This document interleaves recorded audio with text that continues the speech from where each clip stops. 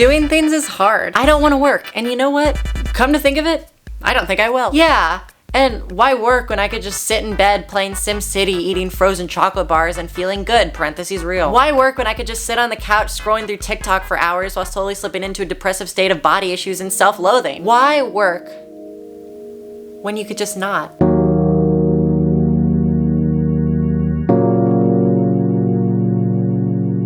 You know, the fact that this video took a month to make, well, it was actually a creative choice. I did that on purpose. I just thought, you know, it was emblematic of the thing that, you know, shut up. And just to emphasize the idea of this video, right as I'm finishing this up, this thing pops up in my recommended, and now suddenly I'm copying Savannah over here. I just got out of my rut, and yet she decides to crawl out of her hole after a year right before me. The audacity of somebody else to have the same emotions that I do. My life is a singular experience, and your very existence doesn't fit into it, and therefore I'm irrationally angry. That was a very poorly disguised metaphor. Anyway, losing motivation. It's one of the hardest things to rationalize in the human existence, and I feel as though it is not talked about enough. I usually hear it in regards to a symptom of depression. I am sad, therefore I have no motivation. It's Shakespearean, if you will. It's f***ing stupid. But I want to talk about what happens when one succeeds the other in a non-traditional way. I can't work, I can't think, I can't create, therefore I am sad. Losing motivation doesn't have to be and often isn't exclusive to creativity. I'm just using that because it's what I'm most familiar with. Write what you know, boys and girls. And burls. You're burls. Non-binary people are burls. Burls. Don't you love it when somebody from not your community comes in and names your community? The true Columbus way of doing things. I should not compare myself to Columbus. He did a lot of bad things. Anyway, and before you click off, I promise you, this is not gonna be some depressing video about the limitations of the human psyche and mental health. This is gonna be as lighthearted and digestible as possible. Chapter 1, Embracing Death. Have you ever noticed, and maybe it's just me, productivity feels good actually? Crazy revelations as always, Mia, thank you. That feeling of working on something that I guess in this scenario would have to be untethered from the relentless grips of the corporate machine, but nevertheless, working by your own volition on something that you want to or need to get done that is going to positively affect you in some way. God, it feels so f***ing good. When I'm tip-tap typing away on my computer, writing my next video and avoiding schoolwork because who needs a future? It's one of the best feelings in the world. Did you know the domestic pig can orgasm for upwards of 30 to 90 minutes? Now, I know what you're thinking. Mia, is creativity inherently a pig with potential? No. Why did I write this? Why did I write this? But we all can't have that much fun. Besides, have you seen Charlotte's Web? If anything, this is just retribution for the untold amount of mental trauma we've inflicted on this species. What I'm trying to say is productivity feel good, which is why the concept of losing motivation fascinates me so much. It's a human desire and emotion that feels good, and yet we can just somehow lose the motivation to have it on a whim. This is fascinating. This is why I believe it can be connected to depression so easily. It's the easiest explanation for this because losing the desire for things that bring you joy is a key part of the illness and also what makes it so deadly. But like I said earlier, you can lose the desire for it separately, so why? I'll tell you why. My bed feels so good and I can't do anything. Here's my theory. My brain don't think good. That's just a fact. If you need proof, see section 1, article 25, the Charlotte Web pig orgasm comments I made like 30 seconds ago. And because of my often inability to do any type of meaningful cognitive functions, it is only rational that I would cease to have a desire to make myself happy if it involved any unintended mental consequences. Mental exercises, you f***ing bimbo. Oh my god. This video is gonna keep going back and forth between almost smart and utter brain dead trash garbage, so stick around, I guess. Which brings me to point 3. I guess it's TikTok time. You see, if my hypothesis is correct, which, let's be honest, it is, look at me, then I believe it's reasonable to state that we still have the desire for the little tiny serotonin chemicals that make our brain go burr.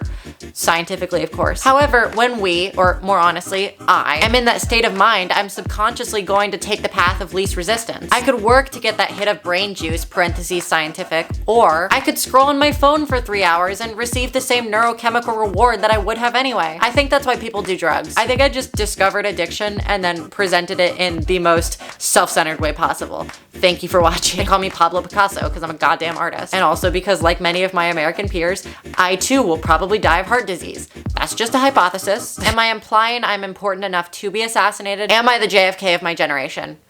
All of the above, doctor. There it is again, that funny feeling. A lot of people don't know this, but I actually ghost wrote Bo Burnham's entire special, but where's my Emmy? This is what modern homophobia looks like. Eventually, your dopamine chasing endeavors are going to hit a brick wall. God, this next part is so fucking stupid. I don't know why I wrote this. Most likely metaphorically, but if you're sleeping in a race car bed, I wouldn't be surprised if you do literally as well. I'm just so, please do not blame me. Blame the writer. Lightning McQueen, if you're out there, I'd like to apologize. So did some bitch just start mowing their lawn? I swear to God. The camera died. So the path of least resistance is starting to cause some friction. The universe is an unjust and cruel place. You could also optimistically look at it as like a natural internal system keeping yourself in check. But optimism is for little betas, and if you're watching this or on the Mia Cole channel, we are all sigmas here, okay? The feeling of existential bliss is cut short by a cocktail of anxiety and regret that even the chattest of hangovers could not hold a candle to or something. I don't know. I lost interest in the sentence as I was saying it.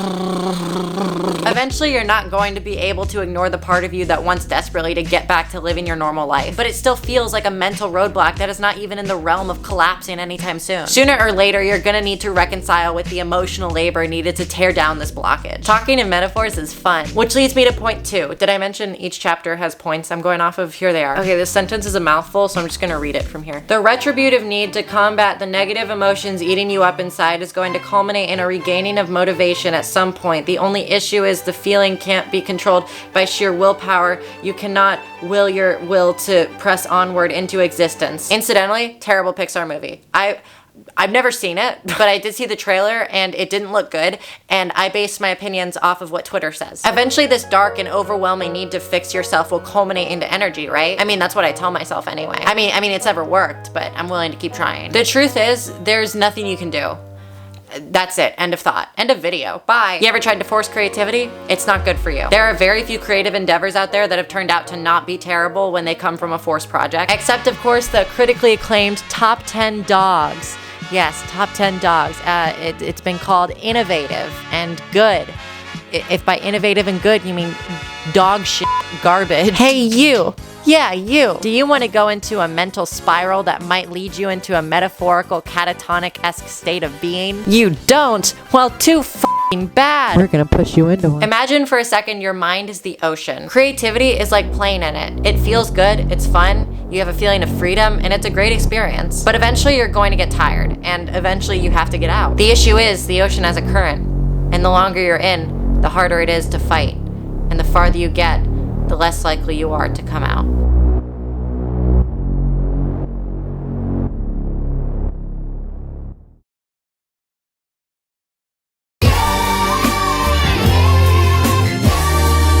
Okay, so going back to pig orgasms for a second. Look, you're not allowed to feel things, okay? Emotions are for the weak, and we are sigmas. Why do work when you could just not, LOL? What is the point of putting yourself through all of this? The simple answer is, you have a story to tell. And the human condition is to be constantly learning through a set of stories we tell each other, right? Now, sure, they can't all be as good as Top 10 Dogs, but you can certainly try. I think it's easy from an outsider perspective to look at all of this and not really understand. I think it's easy to take all of this information analytically and say, good things are to be happy, bad things are to be sad. Therefore, laziness is to be happy. Sloth was never a sin. Brad Pitt was just gaslighting you. There are only 6. I bet that wasn't even his wife's head in the box. But the truth is, if you are to actually experience these emotions in real time, you get a far more nuanced perspective on the matter and realize that working is a human need. Again, not necessarily in the context of our corporate overlords, but just having a purpose in general. I don't know, maybe somewhere out there someone is enjoying their job. Flight attendants seem like they're having fun, especially the gay ones. And I feel that it is necessary to accept this, not just to qualify my hypothesis, but also just to remind myself that doing things is not bad. It's easy to have a lot of existential angst about the world because the world is an existentially anxious place to live. I just had to look at colleges for the first time, and it made me realize that time is not a social construct, but rather a thing that does exist and ultimately will kill me. I think if there's anything you could learn or take away from this video, it's that I'm a lazy piece of shit. But more importantly, the inherent need to have a purpose in life and spend your time doing something is not bad, actually. Unless, of course, you can't find a purpose in life, at which point Twitter is free. Cancel God, I guess. Hashtag God is over party. Imagine the Twitter caption guy having to come up with a description for why God is canceled. In an effort to disregard a certain fundamental human emotion, the desire for productivity and purpose, vigilante mob justice has endeavored to cancel our Lord and Savior Jesus Christ. Thoughts and prayers. I think I just said God and Jesus were the same thing. I don't know. You think I proofread these fucking scripts? I'll let you take a guess at how proud my parents are of me. It's thesis time, whores. Doing things is hard, and it's so easy to just not. However, I do believe it is a necessary desire in all of us to get things done, make an impact on the world, share our stories. Creativity is not something I have to run from just because it has pros and cons. Not everything in life is a clear-cut agent of good or bad. Maybe the best way to not get thalassophobia, the fear of the ocean, is to just accept everything comes with risk. Maybe the best way to prevent the cycle of produce, consume, die is to be vigilant about your mental and emotional health and not overwork yourself. Maybe the best way to prevent thalassophobia is to work like a pig having an orgasm. Let me explain. I mean, like for 30 to 90 minutes at a time.